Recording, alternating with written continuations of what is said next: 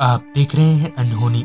अनहोनी में आज की कहानी हमारे साथ सर की है, सुनील जी ने। तो चलिए बढ़ते हैं आज की इस कहानी की ओर। आज की इस वीडियो में आगे बढ़ने से पहले अगर आपने अनहोनी चैनल को अभी तक सब्सक्राइब नहीं किया है तो कर लें, और ऐसी ही और वीडियोस के लिए देखें डार्क फाइल्स। सुनील जी बताते हैं कि अगर गांव वालों की माने तो बात आज से अंदाजन 35 से 40 साल पुरानी है। उन दिनों हमारे गांव में एक परिवार नया नया रहने को आया था, जिसमें सिर्फ पति पत्नी थे। उस आदमी का नाम सुभाष था। उसके आने के 4 से 5 दिनों तक तो सब कुछ ठीक ही चल रहा था, मगर एक शाम अचानक ही सुभाष की पत्नी की तबीयत बिगड़ गई। तो पहले तो कुछ देर तक सुभाष ने देखा, मगर जब हालात बद से बदतर होने लगे तब वो घर से बाहर निकला और गांव वालों से वैद्य का पता पूछने लगा, जिनमें से एक आदमी ने उसे पता बताते हुए कहा, हमारे गांव में तो नहीं है वैद्य, मगर बगल के गांव में है शायद। ये पता चलते ही सुभाष बगल के गांव के लिए रवाना हो गया। कुछ देर तक तो रास्ता बिल्कुल ठीक रहा, मगर थोड़ा आगे जाते ही गांव का रास्ता सुभाष को जंगल तक ले आया। और उस आदमी ने सुभाष को ये भी बताया था कि बगल के गांव जाने का यही इकलौता रास्ता है। शाम के वक्त ही रास्ता सन्नाटे में डूब चुका था, तो फिर रात को क्या होता होगा, ये सोचते हुए सुभाष दूसरे गांव के तरफ बढ़े जा रहा था।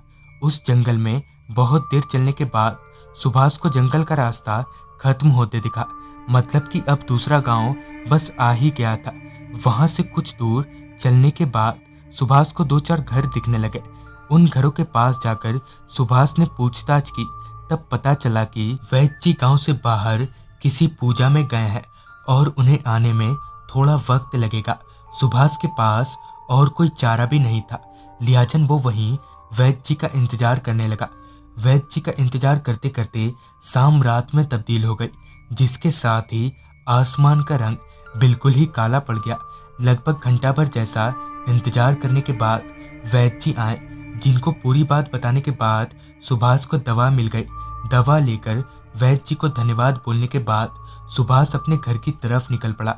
रास्ता शाम के मुकाबले अब और भी खामोश और खाली हो गया था।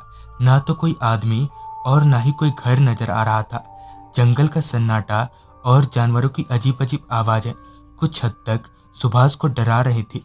बहुत देर से चलने की वजह से उसका गला सूख गया था और ऊपर से इतनी भीषण गर्मी, तो ऐसे में तो प्यास की वजह से गला सूखना स्वाभाविक ही था।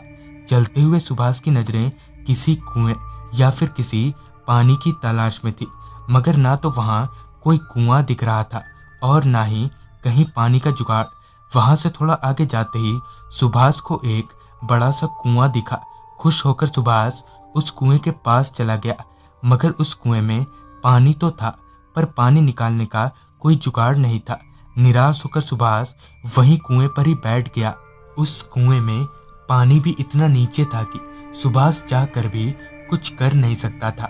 वो अभी पानी पीने को तड़प ही रहा था कि एक औरत कुएं पर आई और सुभाष से पूछते हुए बोली, क्या बात है, आप इतनी रात गए यहाँ पर?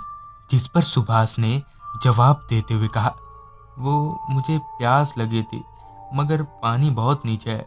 इतना सुनते ही उस औरत ने अपने दोनों हाथों को नीचे कुएं में डाल दिया और कुएं से पानी निकालते हुए बोली, ये लीजिए, आपको प्यास लगी है ना?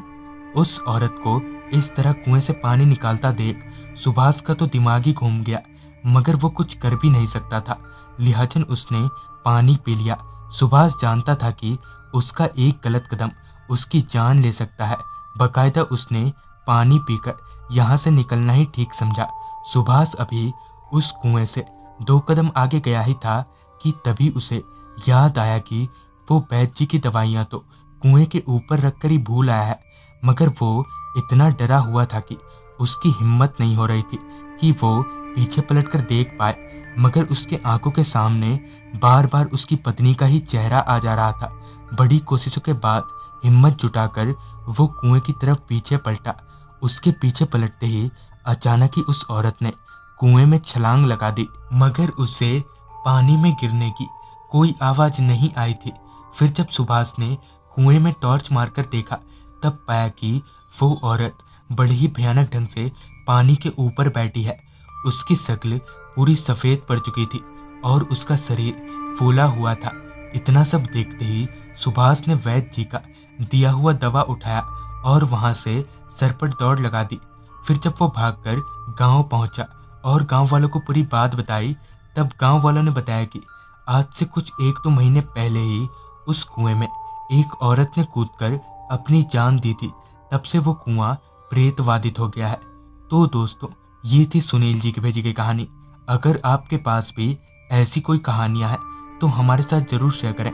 तो मैं आर्यन जल्दी ही मिलूंगा आपसे ऐसी ही एक कहानी के साथ।